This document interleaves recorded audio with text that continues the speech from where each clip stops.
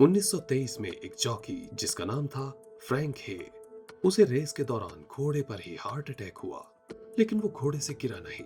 इसी तरह बैठे बैठे रेस के दौरान ही उसकी मौत हो गई और इसी पोजीशन में उसके घोड़े ने फिनिश लाइन क्रॉस की। उसका घोड़ा रेस जीत गया। लोगों को रेस के बाद मालूम हुआ कि फ्रैंक हे रेस के दौरान ही मर चुका था। अपनी जिंदगी में तो वो पता नहीं कोई रेस जीत पाया या नहीं, लेकिन अपनी मौत के बाद रेस जीतने वाला शायद वो दुनिया का पहला इंसान था।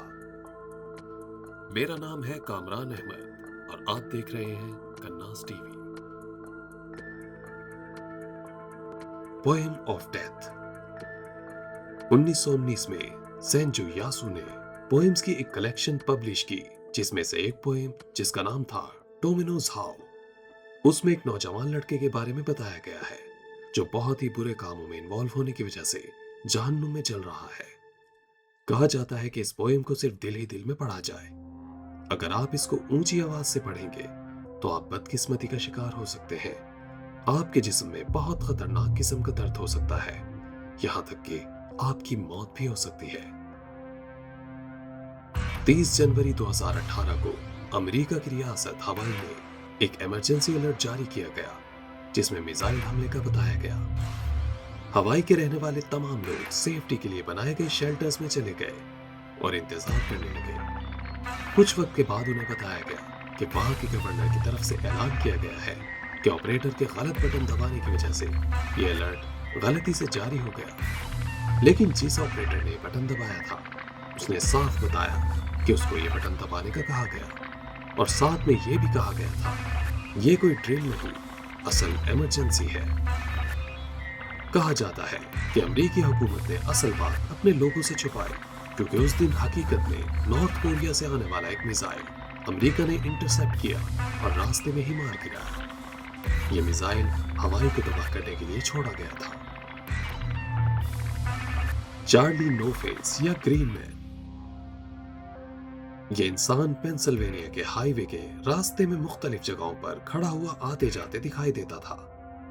यह रात को सफर करने वाले लोगों में एक भूत या बदरू समझा जाने लगा। उन्होंने उसे चार्ली नो फेस और ग्रीन मैन का नाम दिया। लेकिन असल में ये कौन था? इसका नाम था रेमंड रॉबिन्सन, जिसका चेहरा बचपन में ही एक बहुत खतरनाक इलेक्ट्रिक शॉक लगने से बुरी तरह खराब हो गया था। ये सिर्फ रात को ही बाहर निकलता था ताकि लोग दिन में उसके चेहरे को देखकर खौफजदा न हो जाए। जनवरी 1942 में दूसरी वर्ल्ड वॉर के दौरान वॉल्ट डिज्नी वाशिंगटन आया और सिविल डिफेंस और केमिकल वॉरफेयर के ऑफिशियल से मिला।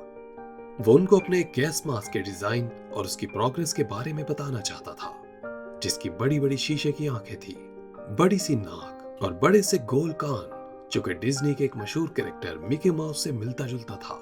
लेकिन अजीब बात यह कि उस मास्क के बारे में यह समझा जाता था कि उससे बच्चे बुरी तरह डर सकते हैं। लाश से मोहब्बत। डॉक्टर कार्ल टेंसलर एक औरत एलिना की मोहब्बत में गिरफ्तार हो गए, जो कि उनकी ही एक पेशेंट थी। जब उस औरत की मौत हो गई तो डॉक्टर कार्ल ने उसकी कब्र से उस औरत की लाश निकाली और उसको अपने साथ घर ले गए। डॉक्टर कार्ल ने उसकी लाश को अपने घर में रखा, यहां तक कि वो खराब हो गई, लेकिन उसके बावजूद उन्होंने उसको एक डमी या मैनिकन की तरह 7 साल तक अपने घर में रखा, और वो भी इस तरह कि किसी को पता तक न चला कि डॉक्टर कार्ल एक लाश के साथ रह रहा है। और आखिरकार कार्ल पकड़े ही गए। एक बार ऐसा हुआ कि किसी ने डॉक्टर कार्ल को उस लाश के साथ डांस करते हुए देखा, क्योंकि डॉक्टर कार्ल ने गलती से अपने घर की एक खिड़की खुली छोड़ दी थी, जिसके बाद डॉक्टर कार्ल को पागलखाने दाखिल करा दिया गया। वो लड़की कैसे मारी गई? जनवरी 2013 को 21 साल की स्टूडेंट एलिसा लैम पुरस्कार तौर पर गायब हो गई। एलिसा कनाडा की रहने वाली थी और सीसल होटल लॉस एंजलिस में ठहरी हुई थी। उनकी लाश 1 महीने के बाद इसी होटल की छत पर मौजूद वाटर टैंक से मिली। उसके आखिरी लम्हात में उसको एक एलिवेटर से ऊपर जाते हुए और बाहर निकलते हुए देखा गया। वो अपने आप से बातें कर रही थी और किसी से छुपने की कोशिश कर रही थी। किसी को मालूम नहीं कि उसके साथ क्या हुआ और उसकी लाश इतनी ऊपर टैंक में कैसे पहुंची।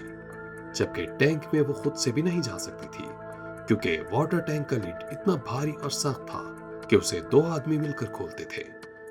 आज तक ये पुरस्कार गुत्थी सुलझ नहीं पाई। अगर आपको वीडियो पसंद आई है तो लाइक कीजिए, शेयर कीजिए और चैनल को सब्सक्राइब कीजिए।